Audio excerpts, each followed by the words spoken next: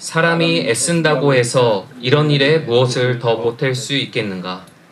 이제 보니 이 모든 것은 하나님이 사람에게 수고하라고 지으신 일입니다. 하나님은 모든 것이 제때에 알맞게 일어나도록 만드셨다. 더욱이 하나님은 사람들에게 과거와 미래를 생각하는 감각을 주셨다. 그러나 사람은 하나님이 하신 일을 처음부터 끝까지 다 깨닫지는 못하게 하셨다. 이제 나는 깨닫는다. 기쁘게 사는 것, 살면서 좋은 일을 하는 것, 사람에게 이보다 더 좋은 것이 무엇이랴. 사람이 먹을 수 있고 마실 수 있고 하는 일에 만족을 누릴 수 있다면 이것이야말로 하나님이 주신 은총이다. 이제 나는 알았다. 하나님이 하시는 모든 일은 언제나 한결같다. 거기에다가는 보탤 수도 없고 뺄 수도 없다. 하나님이 이렇게 하시니 사람은 그를 두려워할 수밖에 없다. 네, 또 이렇게 한 주 지나고 또 이렇게 만나게 돼서 또 감사하고 또 반갑습니다. 이제 계절의 변화가 확실하게 느껴지네요. 점점 더 꽃들이 더 탐스럽게 자기가 누구인지를 확실하게 우리에게 보여주는 시절입니다. 이때 저와 여러분들도 하나님의 은총에 힘입어서 더더욱 내가 누구인지 자기를 자각하면서 이 땅에 빛과 소금이 되기를 이렇게 경주하는 복된 사람들 다 되시기를 축원드립니다. 저는 오늘 이 전도서의 말씀을 통해서 우리 안에 있는 우상들, 마치 신앙인 듯 보이는데 사실은 우상과 다름없는 생각들, 그 찌꺼기들을 우리가 발견하고 그것들에 대해서 단호한 태도를 취하기를 원하는 목적으로 오늘 이 말씀을 함께 나누고자 합니다. 제가 이 전도서를 읽으면서 이제 아주 깊이 그 인상을 받았던 거는, 여러분, 우리가 이제 특히 우리 동산 교회에서 사용하는, 예배 때 사용하는 성경이 세번역 성경이잖아요. 여러분들께서도 이 전도서를 세번역 성경으로 한번 읽어보시기를 꼭 권장해 드립니다.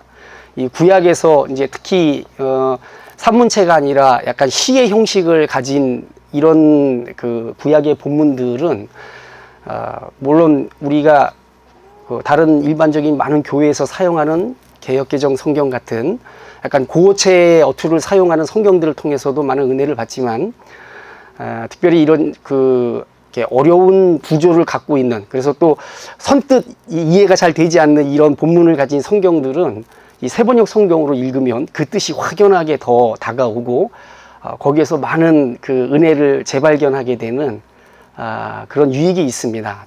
제가 이 세번역 성경으로 전도서를 최근에 계속 읽어보면서 많은 도전과 또 감명을 받았기 때문에 여러분들께 한번 적극 추천을 드립니다. 네, 오늘 그 설교 제목은 좀 너무 도발적이고 어떻게 보면 좀 무례한, 뭐랄까요, 닥치는 대로 사십시오. 이게 신앙인에게 맞는 표현이겠습니까? 그런데 이 본문을 택해서 여러분들과 함께 우리가 살아가면서 너무나 많은 세상의 규범들을 신앙의 규범인 것처럼 이렇게 생각하고 살지는 않나, 이 점에 대해서 한번 진지하게 돌아보길 원하는 마음으로 설교 제목을 이렇게 지었습니다. 저는 한 달에 한 번 금요일 밤에 같은 고향 동기들을 만나서 대화를 나누는 시간을 갖습니다. 여러 사람들이 모여서 한 17명 되는데 신앙과 삶의 문제들에 대해 솔직하고 진지한 대화를 나눕니다. 보통 우리가 교회에서 신앙생활 하다 보면 이렇게 좀 고민을 하고 있는데 꺼내기 어려운 것들이 있거든요. 그런 것들을 이야기를 스스럼 없이 나누고 또 다른 사람의 생각을 들어보는 그런 시간을 갖습니다. 근데 이제 그 한 달 전쯤인가요? 어떤 모임 중에 어떤 분이 이제 자기 자신의 개인적인 고민을 이제 그 자리에서 이야기를 하면서 제게 어떻게 하면 좋겠느냐고 이렇게 질문을 하셨습니다. 아마도 제가 이제 거기에 모이신 분들 중에서도 이 삶을 가장 느슨하고 헐겁게 사는 축에 속하는 사람인데 다들 막 얼마나 열심히 사는지 모르겠어요. 그런데 이제 제가 또 목사하다 보니까 그럼에도 불구하고 저한테 이제 그렇게 제 의견을 한번 물어본 겁니다. 근데 제가 굉장히 당황하지 않을 수 없었습니다. 왜냐하면 그분이 처한 상황, 그리고 그 상황에서 하는 고민을 저는 이렇게 해본 적이 없는 거였거든요. 그런데 그때 제가 이제 그냥 차라리 입을 닫고 가만히 있으면 차라리 중간이라도 가는데 불쑥 대답을 했죠. 그냥 닥치는 대로 사세요. 닥치는 대로 사십시오. 이렇게 이제 이야기를 했습니다. 무책임하게 들리기도 하고 또 한편으로는 살짝 불량하게 들릴 수도 있어서 물어보신 분이 이게 언짢게 느낄 수도 있는 대답이기도 했습니다. 하지만 그때 그분의 고민에 도움이 될 만한 구체적인 그 지혜가 제 안에 없었고요.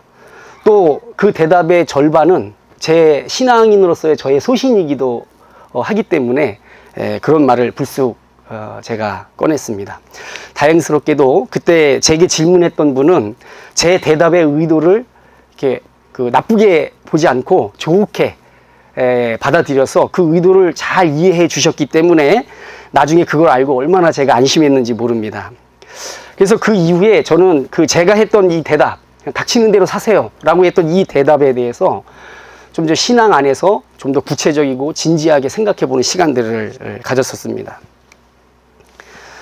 우리가 삶을 살아내는 동안에 여러 가지 일들을 겪습니다. 그리고 힘겹고 복잡한 상황들을 부딪히면서 그게 굉장히 인생의 어떤 짐이 되죠.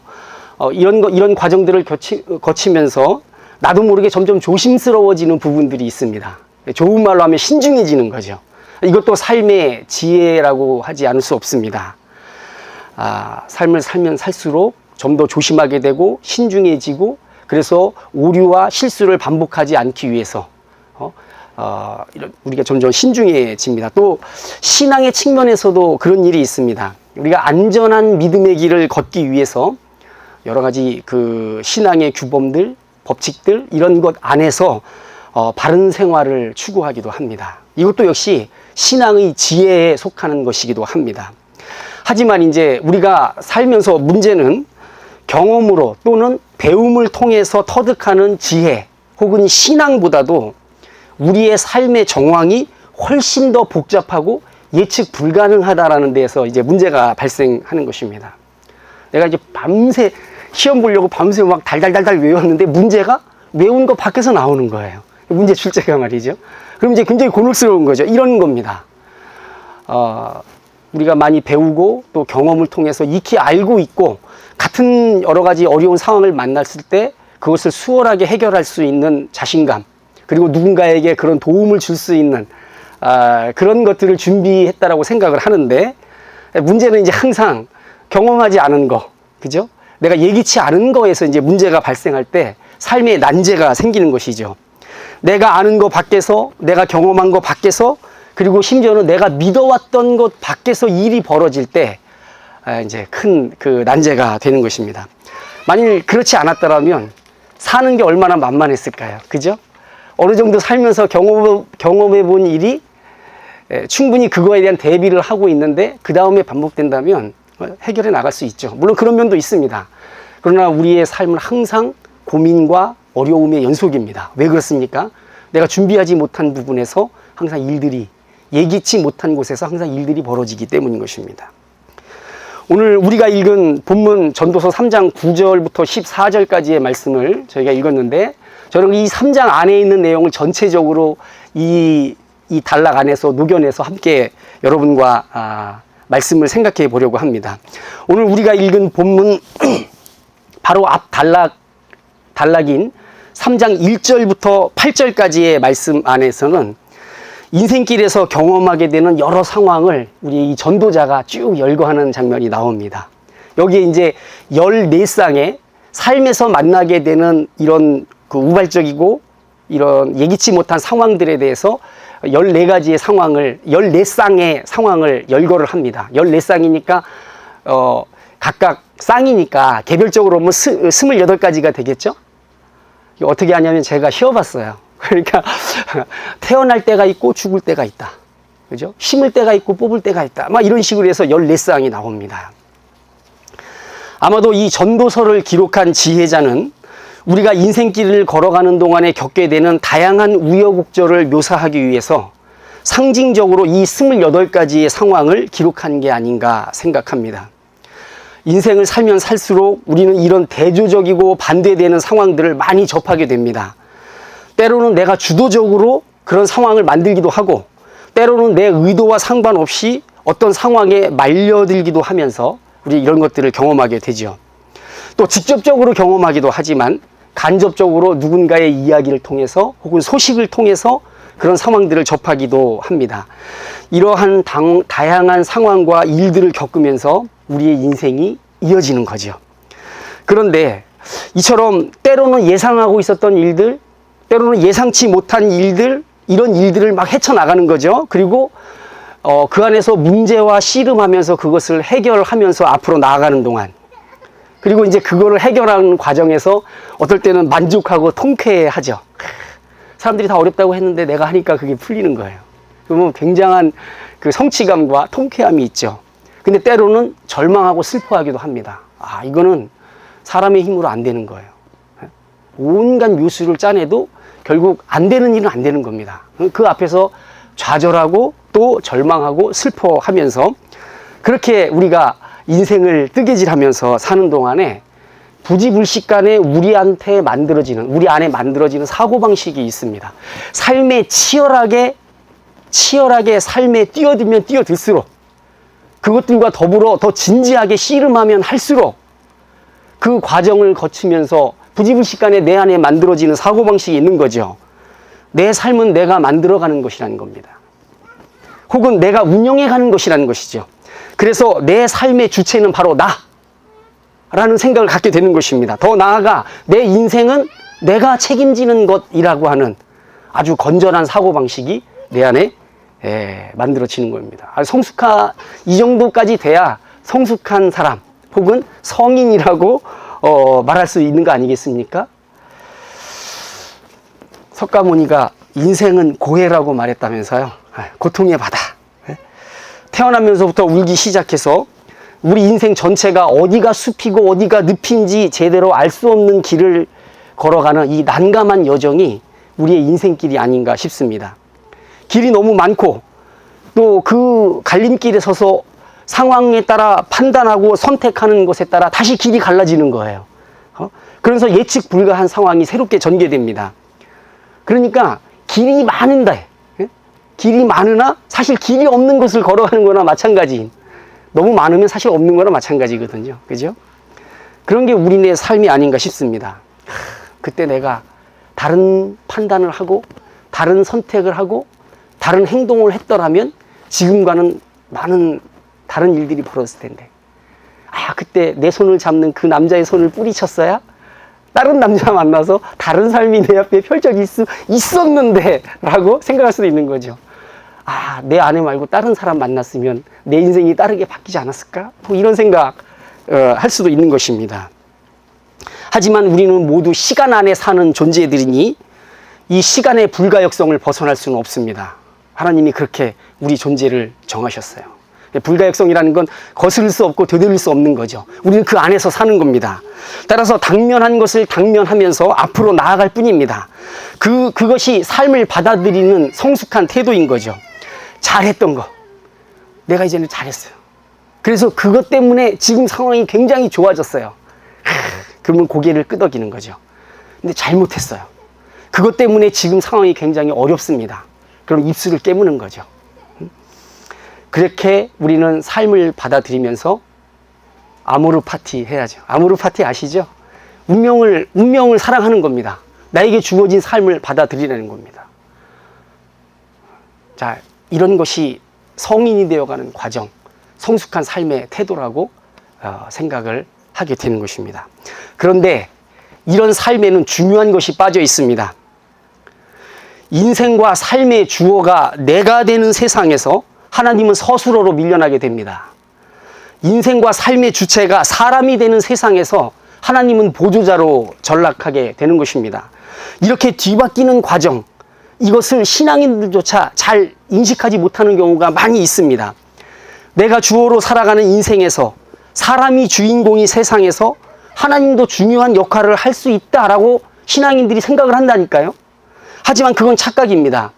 스스로의 하나님 그리고 보조자 하나님 따위는 존재하지 않기 때문에 그런 것입니다. 이 미묘한 변화, 이 사실을 분별하는 것이 굉장히 중요한 이유는 그것이 그리스도인다운 사고방식을 기르는 일에 있어서 굉장히 중요한 지점이기 때문에 그런 것입니다. 그러니까 우리 그리스도인들 안에서도 뭐 어떤 사람이 이 나라를 구한다라는 생각, 어떤 사람이 이 국민을 먹여 살린다라는 생각, 뭐 흔히 말하는 그 파레토의 법칙인가요? 80대 20 법칙 있잖아요. 비즈니스에서부터 기업 경영에서부터 심리학에서부터 사회학 그리고 심지어는 종교 안에까지 이런 사고방식들도 들어오거든요. 제가 예전에 그런 걸 들어봤기 때문에 그렇습니다. 제자 훈련을 하면서 동기부여를 하는 거죠. 교회란 말이죠. 열심히 충성하는 20%의 사람들이 나머지 80% 사람들을 떠받치는 게 교회라는 거예요. 이 세상도 마찬가지라는 것입니다. 진짜 집중력과 열정을 가진 사람들에 의해서 나머지 어중이 떠중이들이 다 먹고 산다는 거예요. 그런 사람들이 먹여 살린다는 것입니다. 저는 예전에 어떤 신앙인 만나서 이야기를 하는데 그 사람이 그런 얘기를 하더라고요. 어느 대기업 사장의 이름을 저한테 이야기하면서 그 사람이 우리 국민을 먹여 살린다라고. 저 속으로 생각을 했죠. 웃기지 말라고. 그 사람이 당신을 먹여 살리는지는 모르겠지만 나는 하나님이 나를 먹여 살리는데 왜 그 사람이 나를 먹여 살린다고 얘기를 하냐. 근데 그 사람은 신앙인입니다. 믿는 사람이에요. 그런데 그런 사고방식과 그리고 우리의 신앙이 양립하면서 함께 갈 수 있다라고 아무런 문제점을 느끼지 않는 것입니다. 우리는 인생에 이런저런 표준들을 세우길 잘합니다. 그리고 눈에 보이는 표준들을 목적, 방향으로 삼고 달리는 경우가 허다하죠. 아마 대부분의 사람들이 그럴 겁니다. 삶이 제시하는 다양하고 복잡한 문제 앞에서 신앙이, 믿음이 직접적인 해답을 주지 않는 그런 답답한 지경에 우리가 당하게 되면 우리는 비슷한 기존의 상황에서 성공한 사례들을 찾아내서 재빠르게 그것을 대안으로 채택하고 그것을 신앙으로 윤색합니다. 하나님이 이걸 원하신다. 바로 이게 하나님이 원하시는 길이다 라고 말한다는 것입니다. 하나님은 스스로 돕는 자를 도우신다. 하나님은 우리의 열정을 들어 쓰신다.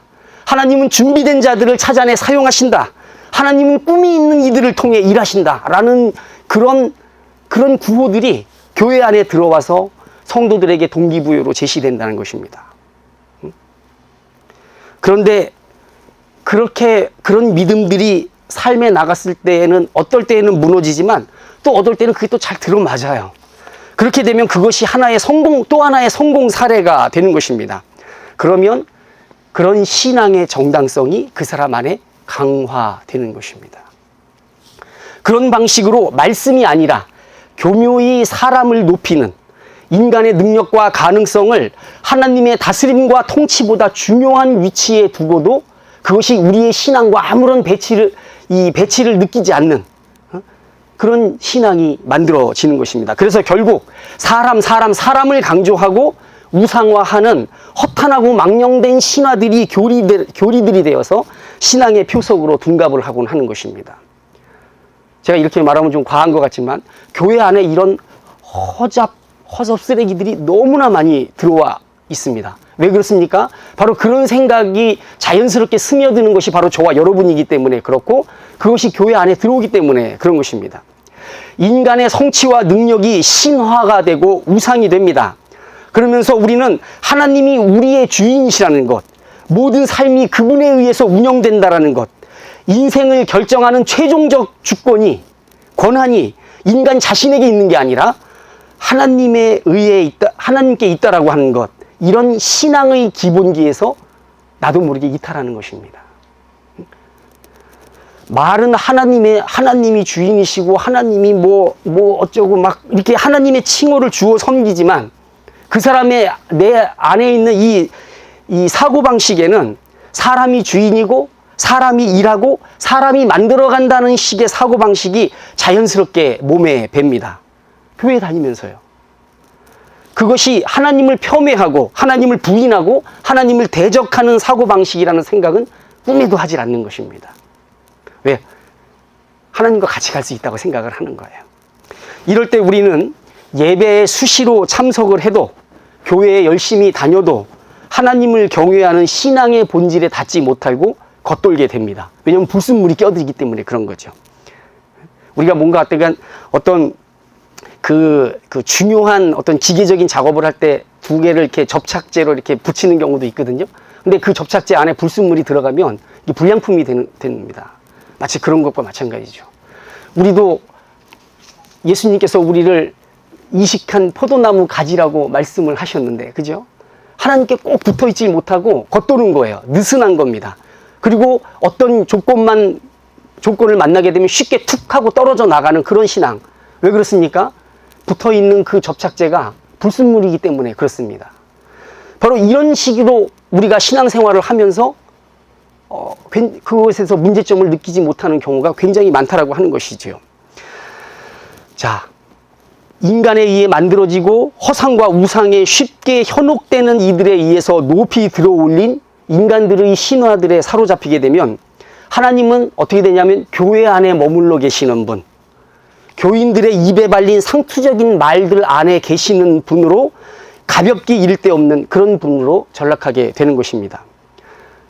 반대급으로 우리가 인생 목표로 생각하는 곳에 먼저 그 지점에 도달한 사람들을 영무시하게 되고 인간의 노력과 능력과 헌신과 열정을 칭송하면서 그것들을 신화화하는 우상 숭배로 침몰에 들어가는 것입니다. 자연스럽게 내 신앙과 아무런 갈등을 느끼지 않으면서 그런 일들이 벌어질 수 있는 것입니다.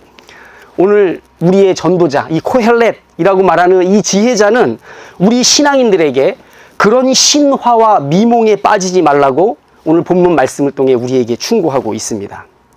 모든 인생은 바람에 날리는 낙엽과 같아서 그것에 기대거나 그것을 의지하는 것 자체가 어리석음이다 라고 말하고 있는 것입니다. 우리는 마땅히 하나님의 형상인 사람, 인간을 존중해야 하지만 그것을 절대화, 우상화해서는 안 되는 것입니다. 그것이 표준이 돼서는 안 되는 것입니다. 모든 인생을 통제하고 역사를 만들어 가시는 하나님 앞에서 상대적으로 인간의 가벼움, 그 미약함과 덧없음을 생각할 줄 모르는 사람들, 그들은 바로 지혜에 반하는 어리석음의 사람들이라는 것을 오늘 이 전도서의 말씀을 통해서 힘주어 강조하고 있는 것입니다. 왜 그럴까요?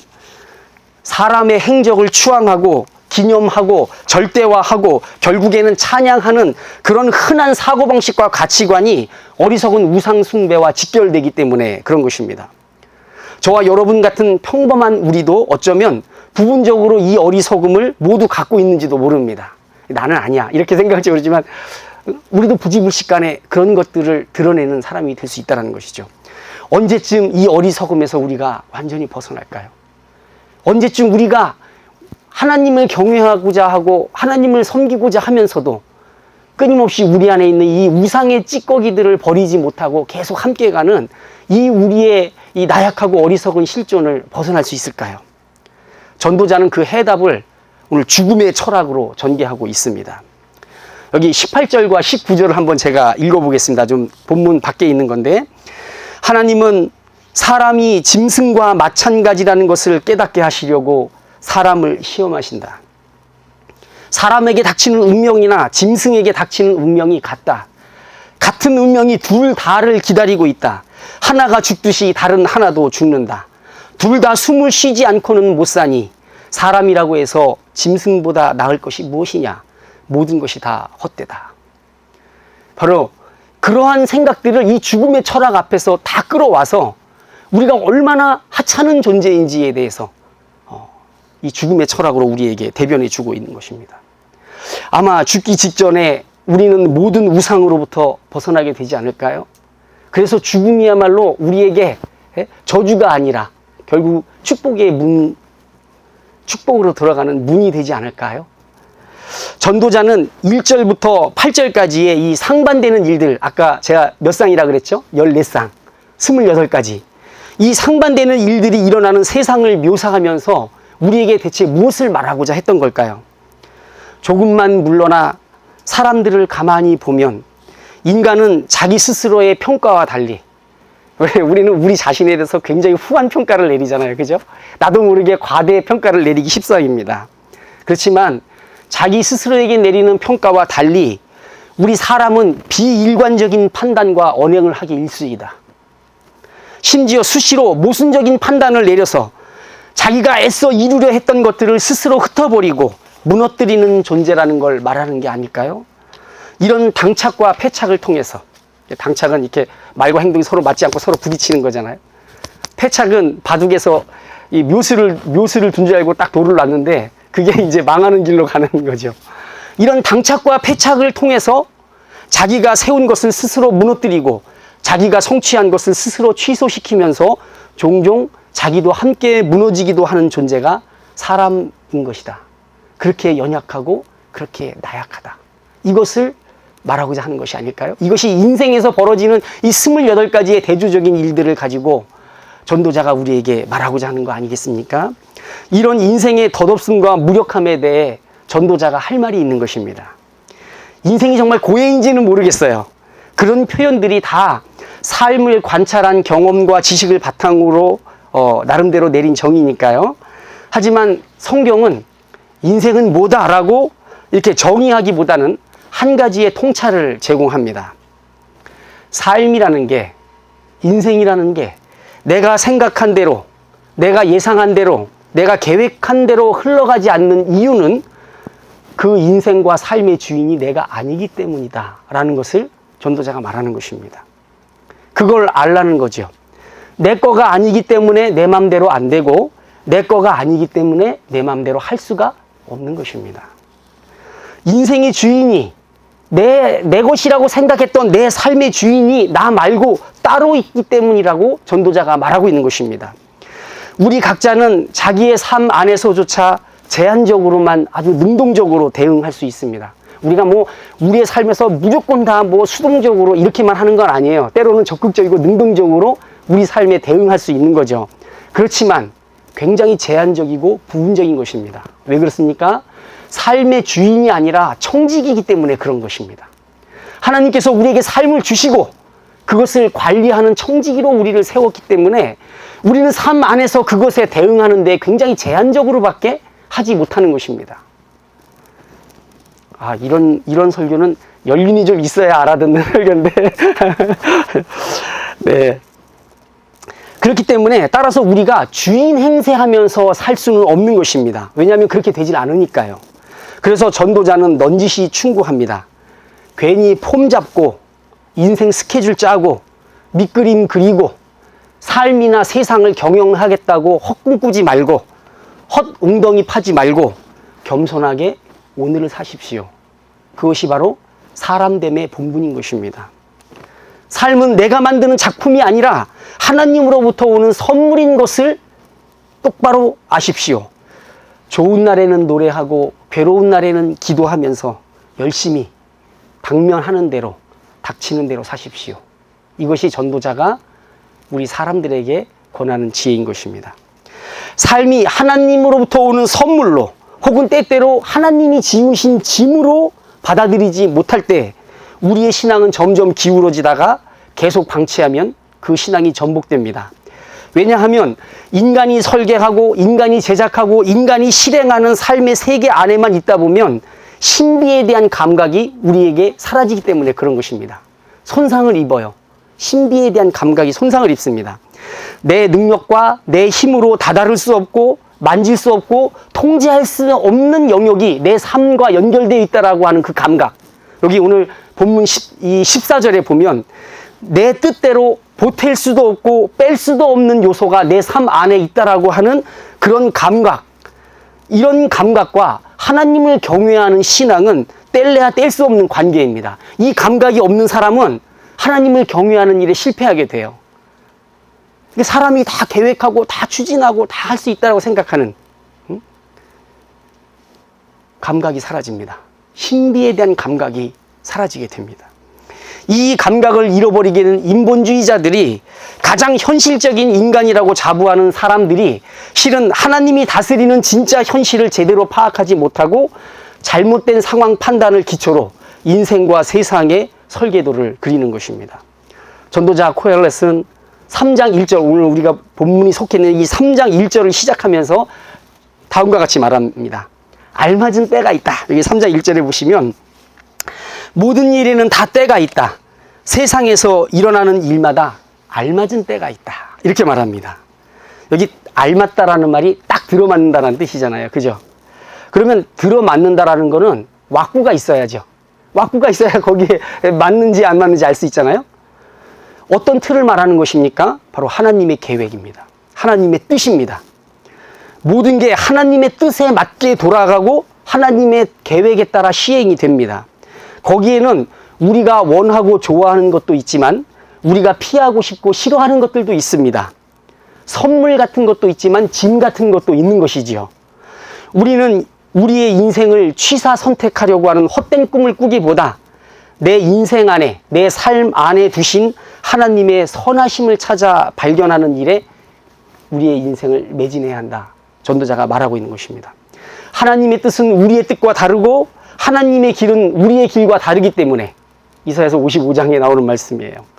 때로는 모든 게 다 쉽게 이해되고 설명되지 않을 수 있습니다. 때로는 이해가 안 되고 납득이 되지 않는 부분들도 있죠. 왜냐하면 이건 내가 예상하고 계획하고 진행한 게 아니라 밖으로부터 오는 거기 때문에 그렇습니다. 하지만 분명한 건 하나님의 뜻만이 온전하게 선다라는 사실을 기억하면서 신앙인들은 삶을 대해야 한다는 것입니다. 사람의 마음 안에는 여러 계획이, 많은 계획이 있을지라도 오직 여호와의 뜻만이 완전히 서리라. 잠언서 16장에 나오는 말입니다.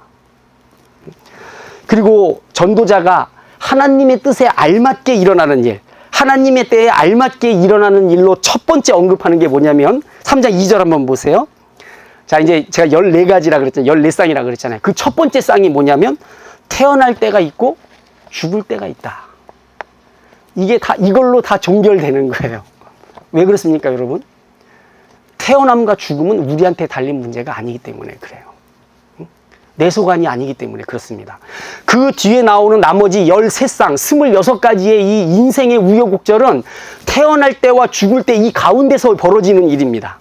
그런데 태어나는 것과 죽는 것이 우리의 원대로, 우리의 계획대로 되는 것이 아닌 것처럼 그 사이에서 벌어지는 모든 일들도 우리의 계획과 우리의 뜻에 따라 일어나는 게 아니라 하나님의 계획과 하나님의 뜻, 그 틀 안에서 알맞게 일어나는 일이다라고 전도자가 말하고 있는 것입니다. 아무도 자기가 태어날 때와 죽을 때를 알고 조정하지 못하는 것처럼 태어남과 죽음 사이에 위치한 우리 인생의 전반이 사실 그러한 것입니다. 하나님을 경외하고자 하는 이들은 이것을 잊지 마십시오. 하나님은 모든 것이 제때에 알맞게 일어나도록 만드셨다라고 하는 것 말입니다. 그러니 우리가 원하는 것보다 하나님께서 원하시는 게 가장 중요하고 유일하게 중요합니다. 하나님의 뜻이 가장 중요하고 유일하게 중요한 것입니다. 하나님의 원하심과 그 뜻을 알기 위해서, 그러니까 특정한 사람이나 철학이나 표준을 필요 이상으로 무겁고 크고 중요하게 간주해서 그것을 혹은 그를 내 인생의 표상이나 혹은 신앙의 기준으로 혹은 모델로 삼아 따라가지 말라고 얘기하는 것입니다. 특정한 성취를 이루는 삶을 진리화해서 그것을 추앙하지 마십시오. 당신은 당신의 인생을 사십시오. 왜냐하면 당신의 인생 안에, 삶 안에 하나님의 뜻이 그 안에 있기 때문에 그런 것입니다. 밖에서 자꾸 하나님의 뜻을 찾으려고 하지 말고 내가 당면하는 나의 삶 안에서 하나님의 계획과 그 선하신 뜻을 발견하기 위해 당신의 에너지를 쏟으십시오. 이렇게 말합니다. 전도자는 가장 평범하고 흔한 일상의 보화들을 재발견하라고 우리에게 독려합니다. 왜냐하면 그것들을 주목하면 하나님의 선하심이 그 안에서 발견되기 때문에 그렇습니다. 그리고 하나님을 경외하는 마음이 거기에서 우러나기 때문에 그런 것입니다. 보물들, 선물들을 재발견하라는 것입니다. 그리고 그것을 매개로 하나님께 반응하며 그분과 더불어 살라고 우리 믿는 이들에게 격려하고 있습니다. 뭐라고 얘기해요? 기쁘게 사세요. 좋은 일, 선한 일 하면서 사세요. 먹고 마시고 그리고 내 손의 수고로 생산적인 일에 참여하고 종사하는 것을 선물로 알고 그렇게 여기며 사십시오. 그 모든 걸 하나님의 선물이라고 생각하면서 다시 한번 위를 바라보십시오. 이렇게 전도자가 권고하고 있는 것입니다. 삶이라고 하는 건 내가 만드는 것이 아니라 내게 오는 것입니다. 그 안에서 하나님을 경외하면서 그분과 더불어 그분과 함께 내가 당면한 삶을 살아내는 것, 이것이 모든 인생의 답인 것입니다. 그것이 모든 사람이 인생 전반에 걸쳐 붙잡아야 하는 궁극적인 답인 것입니다.